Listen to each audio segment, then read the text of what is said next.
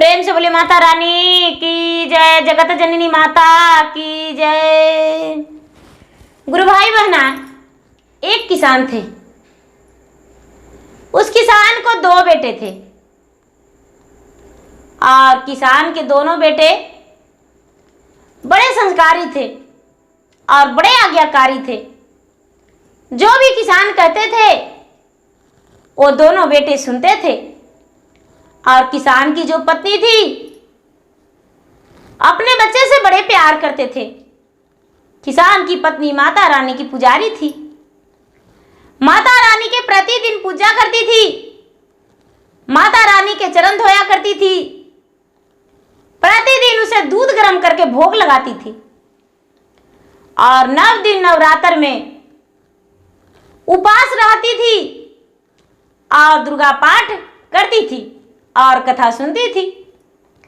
गुरु भाई बहना, धीरे धीरे उनका दोनों बेटा बड़ा हो गया और बड़ा बेटा को विवाह कर दिए किसान और बड़ी बहू आ गई। जब बड़ी बहू आई तो बड़ी बहू अपने सास की तरह बिल्कुल पूजा पाठ करने लगी और माता रानी के पूजा पाठ करती थी। नवरात्र में जैसे उसकी सास रहती थी उसी तरह बड़ी बहू भी पूरे 9 दिन नवरात्र में नियम धर्म के अनुसार माता रानी के भोग लगाती थी और अष्टमी के दिन माता रानी को 16 श्रृंगार चढ़ाती थी। पंचमी का चुंदरियां चढ़ाती थी, अष्टमी का दिन भी चुंदरी चढ़ाती थी और नवमी का दिन हवन जो करवाते हैं तो वो भी हवन करवाती थी और दशमी के दिन तो विदाई कर देते हैं माता को। तो गुरु भाई बहना, लेकिन पूजा करना वो नहीं भूलती थी। प्रतिदिन माता रानी को पूजा करते रहती थी। वो किसान अपने बहू से बड़े प्रसन्न थे, बड़े खुश थे। और जब छोटी बहू आई तो छोटी बहू ये सब देखकर उसका मन में जलस होता था। लगता था कि अरे इतना ये लोग खर्च कर देता है, हम करेंगे तो क्या करेंगे। ये लोग पूजा पाठ में इतना खर्चा करते हैं, इतना में तो मेरा एक सुंदर साड़ी हो जाएगा, महंगा साड़ी होगा जो कि हम पहन के मायके जाएंगे तो लोग कहेंगे कि बड़े घर की बहू है, इसका विवाह बड़ा घर में हुआ है। और इन लोग कोई बात नहीं, हम आपका पूजा की इतना बड़ा अपमान करेंगे कि दोबारा आप तो पूजा करने को लिए सोचिएगा नहीं। गुरु भाई बहना, कुछ ही दिन के बाद नवरात्रि का दिन आ गया, आश्विन मास आ गया। तो सास बहू ने दोनों नवरात्र रखी और नवरात्र रखी और माता रानी के भोग लगाने के लिए प्रसाद काट के रखी, दूध गर्म करके रखी ठंडाने को लिए। तो गुरु भाई बहना, ये छोटी बहू ने क्या किया कि प्रसाद भी जाके जुठा कर दी और दूध में भी जाके थूक दी। गुरु भाई बहना, सास को और जेठानी को पता नहीं था। ले जाकर जूठी भोग माता रानी को उन्होंने लगा दिए। गुरु भाई बहना, गलती से यदि कोई बच्चा जूठा कर देता है गलती से, और जो व्रत में है उन्हें नहीं पता रहता है, तो बच्चे को भी भगवान माफ कर देते हैं और उसकी मां को भी माफ कर देते हैं। लेकिन गुरु भाई बहना, जो जानबूझ के माता रानी का भोग जुठा करते हैं और जो पूजा कर रहे हैं वो अनजान है, तो माता रानी उन्हें क्षमा कर देते हैं। लेकिन जूठा करने वाले को बहुत बड़ा परिणाम देते हैं। और छोटी बहू जो थी उसने सोची कि चलो मैंने तो तुम्हारा पूजा भंग कर दिया हूं, तेरा पूजा का अपमान कर दिया हूं, तेरा पूजा तो कभी शुभ होगा ही नहीं। गुरु भाई बहना, एक दिन भोग लगाई सास बहू, प्रेम पूर्वक माता रानी अपना भोग स्वीकार कर लिए और दोनों पूजा पाठ करके बिल्कुल खुश थी। गुरु भाई बहना, उस दिन जो ये इसकी छोटी बहू थी, प्रेम पूर्वक सुंदर सुंदर भोजन बनाई और भोजन बना के प्रेम से भोजन कर ली। सवेरे उठी तो देखती है कि उसका गले में सुंदर सा हार है, गले में सुंदर सा हार है। इसे लग रहा है कि अरे माता रानी का हम भोग जुठा कर दिए तो मेरा गले में हार हो गया, क्यों ना फिर से कल जुठा करूं। गुरु भाई बहना, दूसरा दिन भी माता रानी का भोग जुठा कर दी, दूसरा दिन भी माता रानी का भोग जुठा कर दी। दूसरा दिन भी जेठानी और सास दोनों मिलकर माता रानी को भोग लगा दिए। वो अनजान थी। गुरु भाई बहना, 7 दिन तक लगातार छोटी बहू ने भोग जुठा कर देती थी और सास और इसकी जेठानी दोनों मिलकर माता को भोग लगा दिया करते थे। और प्रेम पूर्वक एक आती थी, माता जी आपके लिए मैं प्रसादी काटती हूँ, आपके लिए दूध धर देती हूँ, चढ़ावे के लिए ले लीजिए, सब चढ़ा दीजिएगा। लेकिन सारा भोग जुठा करके रखती थी। गुरु भाई बहना, 7 दिन तक लगातार इसका तन पे पूरा गहना भर गया। माँ दुर्गा इतना तन पे गहना सजा दिए, इतना तन पे गहना सजा दिए, माँ दुर्गा इसको तन पे इतना गहना सजा दिए, इतना गहना सजा दिए कि गहनों से 7 दिन में लद गई। अब इसे लगने लगा कि चलो, जो पूजा पाठ कर रही है उसका तो तन पे सही से वस्त्र नहीं है, लेकिन हम जूठा करते हैं तो मेरा देखो कितना बड़ा गहना तन पे लदा है। गुरु भाई बहना, जब अष्टमी का दिन महापूजा होती है तो सास और बहू दोनों मिलकर माता रानी का 16 श्रृंगार सजा के और चुंदरी सजा के और माता रानी को पूजा की।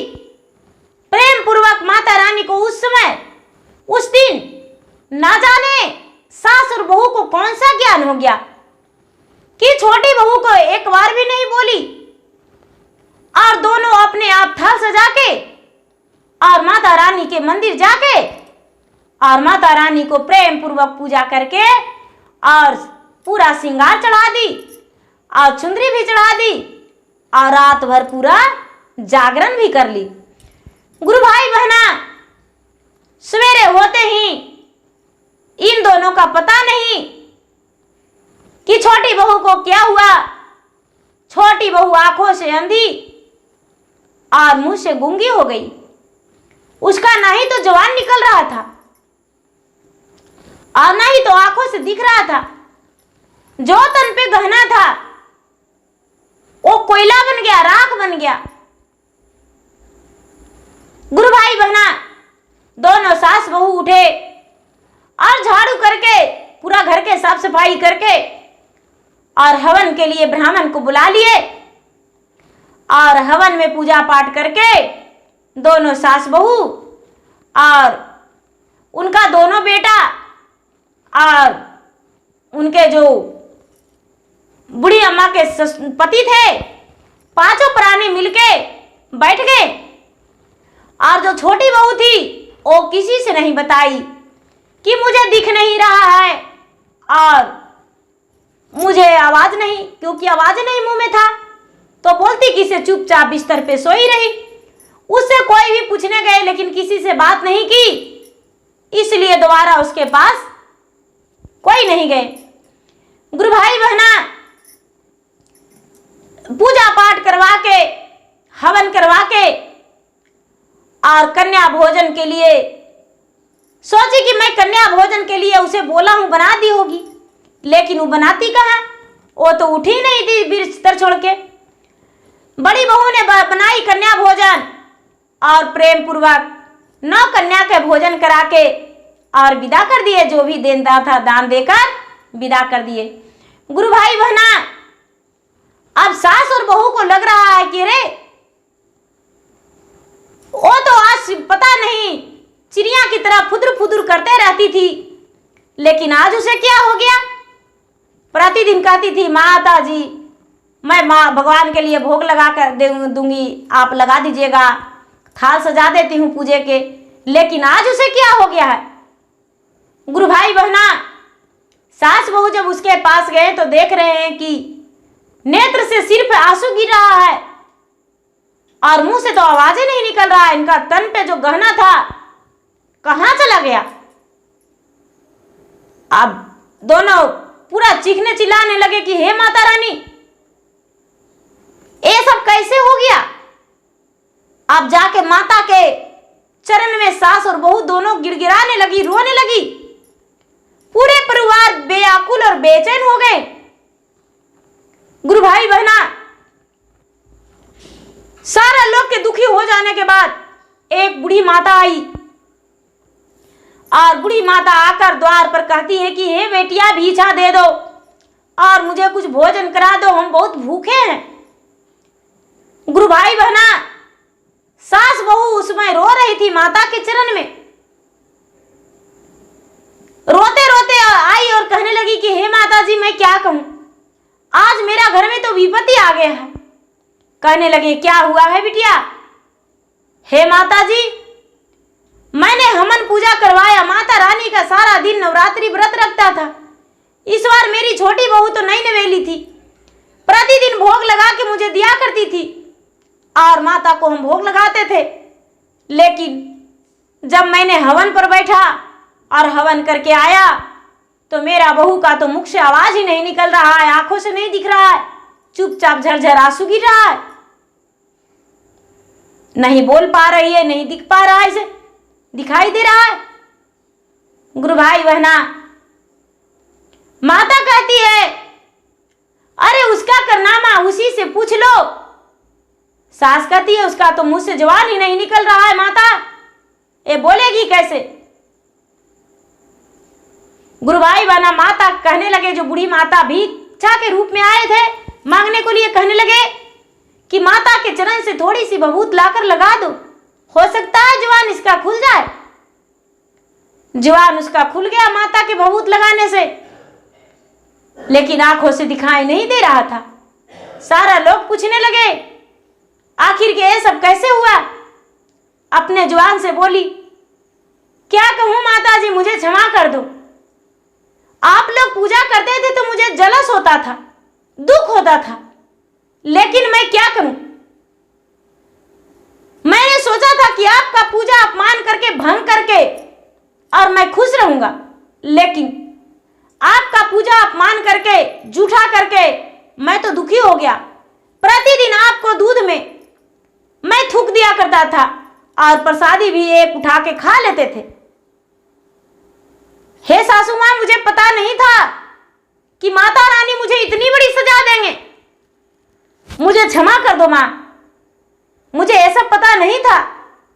गुरु भाई बहना, जो माता बूढ़ी अम्मा आए थे भीख मांगने को लिए, वहां से अंतर ध्यान हो गए। सारा लोग कहने लगे, वो बूढ़ी अम्मा कहाँ गए, बूढ़ी अम्मा कहाँ गए? लेकिन एहसास बहू कहती है कि हे माता जी, बूढ़ी अम्मा कोई और नहीं, खुद माता रानी स्वयं थे, जो कि हम लोग को यहां बताने आए थे। गुरु भाई बहना, सास बहू ने जाकर माता रानी के चरण में बहुत प्रार्थना की, विनती की कि हे माता रानी, उसका गलती का क्षमा कर दीजिए। छोटी बहू ने बहुत प्रार्थना की। गुरु भाई बहना, धीरे धीरे थोड़ा थोड़ा रोशनी उसको आने लगा, दिखने लगा। चलते चलते गिर जाती थी, जब तक पूरा 1 साल नहीं हुआ, फिर से नवरात्रि व्रत नहीं हुआ आया। छोटी बहू नवरात्रि व्रत शुद्ध से नहीं किया अपने निर्छल मन से, तब तक उसका रोशनी वापस नहीं आया।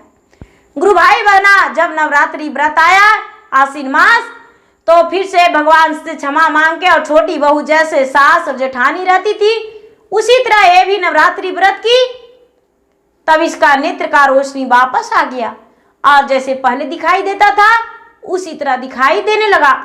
सबसे अपना कारनामा बताती थी और बताई कि हमें ये गलती का ये परिणाम मुझे मिला, मैंने बहुत बड़ा गलती किया था और गलती का सजा मुझे माता रानी इतनी बड़ी दे दी है कि जो कि हम नहीं छुपा पाए और नहीं तो किसी से हम बता पाए। खुद ही लोग जब जान गए। तो गुरु भाई बहना, माता रानी जगत जननी है, अंतर्यामी है, सब कुछ मां जानते हैं। मां से कुछ भी छिपा नहीं है। माता जगत जननी अंतर्यामी सब कुछ जानते हैं। प्रेम से बोलिए माता रानी की जय।